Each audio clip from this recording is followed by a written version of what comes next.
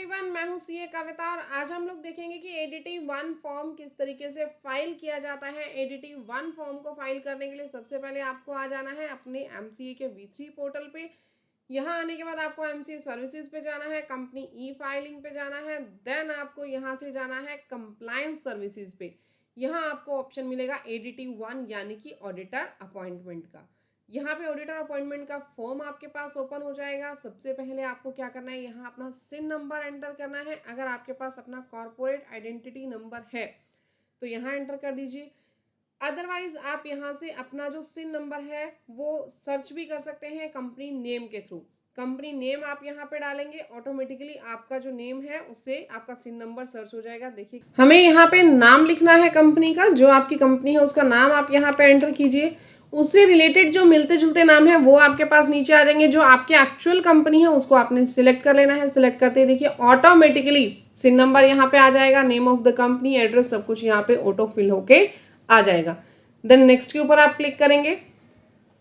Then आपसे पूछेगा कि क्या आपकी कंपनी सेक्शन 139 सबसेक्शन 2 के अंडर फॉल करती है या नहीं करती है। अगर करती है तो यस के ऊपर क्लिक कीजिएगा, नहीं करती है तो नो के ऊपर आप लोगों को क्लिक कर देना है। नेक्स्ट आपसे पूछेगा कि आपकी नेचर ऑफ अपॉइंटमेंट क्या है, क्या आप as a first auditor appoint हो रहे हैं। अगर आप फर्स्ट ऑडिटर के तौर पे अपॉइंट हो रहे हैं तो आपको यहाँ पे क्लिक करना है। देखिए जो नीचे का डेटा है वो उसमें थोड़ा माइनर सा चेंज आएगा, क्योंकि जो भी आप ऊपर यहाँ पे सिलेक्ट करेंगे नीचे हल्का सा चेंज आ जाएगा इन्फॉर्मेशन जो आपको प्रोवाइड करनी है। अगर आप एनुअल जनरल मीटिंग में ऑडिटर अपॉइंट हुए हैं तो आपको यहाँ पे क्लिक करना है। आपकी रीअपॉइंटमेंट हुई है एनुअल जनरल मीटिंग में, यानी आप पहले से ऑडिटर थे लेकिन अभी जो एनुअल जनरल मीटिंग हुई है नेक्स्ट ईयर के लिए आप फिर से रीअपॉइंट हो गए तो आपको यहाँ क्लिक कर देना है। आपको रीअपॉइंट सीएजी ने किया है तो यहाँ क्लिक करना है। कैजुअल वैकेंसी यानी पिछले ऑडिटर ने रिजाइन कर दिया, ध्यान से सुनिए, पिछले ऑडिटर ने रिजाइन कर दिया और उसके रिजाइन करने की वजह से आपने ये कंपनी ज्वाइन की है, आप इस कंपनी के ऑडिटर बने हैं तो आपको यहाँ क्लिक करना है। Appointment in case of non reappointment और removal of the previous auditor, यानी जो ऑडिटर है उसने रिजाइन नहीं किया, उसका रीअपॉइंटमेंट नहीं हुआ, यानी उसका जो अपॉइंटमेंट था वो 1 ईयर के लिए था, 1 ईयर कंप्लीट हो गया और अब हम उसको रीअपॉइंट ना करके आपको अपॉइंट कर रहे हैं। जो भी कंपनी है या फिर जो प्रीवियस ऑडिटर था उसको रिमूव कर दिया किसने, खुद कंपनी ने, तो यहाँ पे आपको क्लिक करना है। ऑडिटर ट्रिब्यूनल ने अपॉइंट किया या फिर सेंट्रल गवर्नमेंट ने अपॉइंट किया तो यहाँ क्लिक करेंगे। इनके अलावा कोई रीज़न है तो आपको यहाँ पे क्लिक कर देना है। हमारे केस में फर्स्ट ऑडिटर है तो हम यहाँ पे क्लिक करेंगे। क्लियर। नाउ अब आपसे पूछेगा, मैं नेक्स्ट वाला भी आपको बता दूंगी उसमें आपको क्या क्लिक करना है, जो नेक्स्ट वाले केसेस है। अब नेक्स्ट आपसे पूछेगा कि क्या आपका जो अपॉइंटमेंट है वो एनुअल जनरल मीटिंग में हुआ। देखिए हम लोग फर्स्ट ऑडिटर अपॉइंट कर रहे हैं, वो एनुअल जनरल मीटिंग में अपॉइंट नहीं हुआ था तो हमने यहाँ पे नो पे क्लिक कर दिया। डेट ऑफ अपॉइंटमेंट हमें लिखनी है, यहाँ पे आप डेट ऑफ अपॉइंटमेंट जो है ऑडिटर की वो यहाँ पे एंटर कर दीजिए। देन क्या जॉइंट ऑडिटर अपॉइंटेड हुए हैं, अगर जॉइंट ऑडिटर है तो येस कीजिएगा। आपको यहाँ पे जॉइंट ऑडिटर कितने अपॉइंट हुए हैं उसकी डिटेल देनी है। जितने जॉइंट ऑडिटर आप यहाँ पे लिखेंगे उतनी ही ऑडिटर की डिटेल्स यहाँ पे नीचे ओपन हो जाएगी। क्लियर।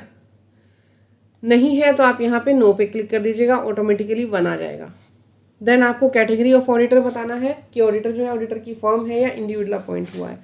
हमारे केस में इंडिविजुअल है तो हम इंडिविजुअल डालेंगे, फर्म है तो आपने फर्म डालना है। क्लियर। अब अगर इंडिविजुअल है तो उसका मेंबरशिप नंबर आपको यहाँ पे लिखना है। ऑडिटर का मेंबरशिप नंबर क्या है, उसका नाम क्या है, उसका पैन नंबर आपको डालना है। एड्रेस ऑडिटर का आपको यहाँ एंटर कर देना है। देन आपसे पूछेगा कि ऑडिटर जो है वो कितने टाइम पीरियड के लिए अपॉइंट हुआ है, तो पीरियड ऑफ अकाउंट जिसके लिए ऑडिटर अपॉइंट हुआ है वो आपको यहाँ पे डालना है। यहाँ पे आपको डेट सिलेक्ट करनी है, कब से कब तक के लिए वो ऑडिटर अपॉइंट हुआ है, नंबर ऑफ ईयर्स कितने हैं, जो लिमिट है 20 कंपनीज की, क्या आप उसके अंदर ही अपनी अपॉइंटमेंट करवा रहे हैं। ठीक है। Whether the appointment of the auditor is within the limits of the 20 companies as specified in the subsection 3G of the section 141। तो आपको यहाँ पे येस पे क्लिक कर देना है कि हम विद इन द लिमिट ही काम कर रहे हैं और लिमिट से बाहर हम लोग नहीं गए हैं। आगे ये आपसे पूछ रहे हैं specify the tenure of the previous appointment, क्या आप पहले भी इसी फॉर्म में ऑडिटर थे, अगर थे तो आपको यहाँ पे इसके बारे में जानकारी देनी है, नहीं थे तो आपको यहाँ पे 0 क्लिक कर देना है डायरेक्टली। ये सारा डाटा आपका लॉक हो जाएगा। देन वेदर जो रिकमेंडेशन है ऑडिट कमेटी की वो आप लोगों ने ली थी, बोर्ड ऑफ डायरेक्टर्स ने अपॉइंटमेंट से पहले, अगर आप ली थी तो यस पे क्लिक कीजिए, अगर आपके केस में एप्लीकेबल नहीं है तो नॉट एप्लीकेबल पे या फिर नो पे क्लिक कर दीजिएगा।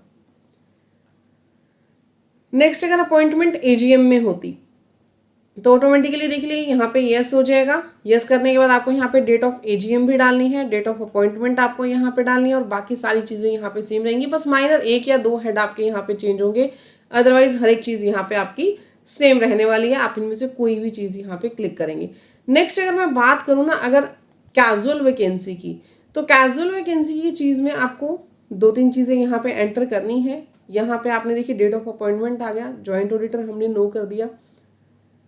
जब आप नीचे आएंगे तो यहाँ पे ये देखिए एक 7th पॉइंट और आ जाएगा। यहाँ पे आपसे पूछेगा क्या प्रीवियस ऑडिटर ने रेजिग्नेशन दिया है।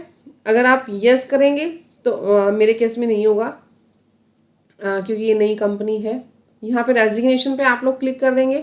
यहाँ पे आप लोग बताएंगे एसआरएन बताएंगे रेजिग्नेशन का। यहाँ पे कैजुअल वैकेंसी की डेट आपको डालनी है कि कब उन्होंने रेजिग्नेशन दिया, कैजुअल वैकेंसी कब अराइज हुई। रजिस्ट्रेशन नंबर डालेंगे ऑडिटर की फॉर्म का, मेंबरशिप नंबर, और यहाँ पे रीज़न भी डालेंगे हम कि वैकेंसी किस वजह से अराइज हुई, रीज़न क्या था उसका ऑडिटर के रिज़ाइन करने का। देन अगर उसकी डेथ या डिसक्वालिफिकेशन की वजह से हुई है तो डेथ और डिसक्वालिफिकेशन के केस में आपको यहाँ पे अदर्स पे क्लिक करना है और ये सारे जो सारे टैब्स हैं वो हमें फिल करने हैं। अदर्स के केस में यहाँ पे देखिए डेथ डिसक्वालिफिकेशन अदर्स का ऑप्शन आ रहा है, जो भी ऑप्शन है वो सिलेक्ट कीजिए। एसआरएन आपको यहाँ पे डालना है रेलेवेंट फॉर्म का जो आपने यहाँ पे फॉर्म फाइल किया होगा उसके लिए। मेंशन बतानी है हमें, ड्यू डेट बतानी है कैजुअल वैकेंसी की, और resignation, registration number of the auditor form, membership number और reason of the casual vacancy आपको यहाँ पे एंटर कर देनी है। क्लियर? नाउ ये सब कुछ फिल करने के बाद आपको नेक्स्ट पे क्लिक कर देना है। सबसे पहले ये फॉर्म आप अपना कंप्लीट फाइल कर लीजिए। नेक्स्ट आपसे यहाँ पे intimation signed by the company, इसकी कॉपी आपको यहाँ पे जो है पेस्ट करनी है, यहाँ आप अटैच कर दीजिएगा। Copy of return consent given by auditor, और जो बोर्ड रिजोल्यूशन जिसमें अपॉइंटमेंट आपने पास किया वो ऑप्शनल अटैचमेंट में आपको यहाँ पे अटैच कर देनी है। ये तीनों डॉक्यूमेंट्स आपको यहाँ अटैच कर देने हैं। अगर फॉर्मेट आप लोगों को वर्ड फॉर्मेट के अंदर चाहिए तो नीचे मैंने व्हाट्सएप का लिंक दिया है, उस ग्रुप को ज्वाइन कर लीजिए। उस ग्रुप के अंदर आप एडमिन को जब रिक्वेस्ट करेंगे तो ये फॉर्म्स आप लोगों को वो व्हाट्सएप कर देंगे। नाउ आपको नेक्स्ट यहाँ पे डिक्लेरेशन प्रोवाइड करनी है that I am authorised by the board of director of the company. यहाँ पे आपको बोर्ड रेजोल्यूशन नंबर प्रोवाइड करना है, डेट प्रोवाइड करनी है। नेक्स्ट आपको यहाँ पे डेजिग्नेशन लिखनी है एज अ डायरेक्टर, डायरेक्टर का आइडेंटिफिकेशन नंबर आपको यहाँ देना है कि जो भी डायरेक्टर इस फॉर्म को साइन करेगा उसका डायरेक्टर आइडेंटिफिकेशन नंबर आपको देना है। देन आपको नेक्स्ट के ऊपर यहाँ पे क्लिक कर देना है। जैसे ही आप सारी इन्फॉर्मेशन को फुलफिल कर देंगे आपने नेक्स्ट के ऊपर क्लिक कर देना है। देन सबमिट का ऑप्शन आ जाएगा, सबमिट पे आप लोगों ने क्लिक कर देना है। सबमिट पे क्लिक करने के बाद ये आपके पास जो फॉर्म है ये यहाँ पे पेंडिंग फॉर एक्शन में आ जाएगा। पेंडिंग फॉर एक्शन में आने के बाद आपने क्या करना है, यहाँ से इस पीडीएफ को डाउनलोड कर लेना है। डाउनलोड करने के बाद ये पीडीएफ आपके पास डाउनलोड हो जाएगी जिप फॉर्मेट के अंदर। ये आपको जिप फॉर्मेट डाउनलोड करके सेव कर लेना है कहीं पे भी।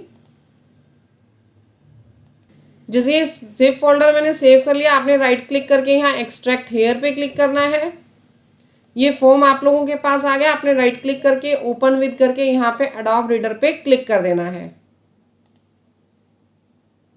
ये फॉर्म आप लोगों के पास ओपन हो जाएगा। इस फॉर्म में आपको यहाँ पे डायरेक्टर के डीएससी अटैच कर देने हैं। डीएससी अटैच होने के बाद आपको ये फॉर्म जो है ये सेव कर लेना है।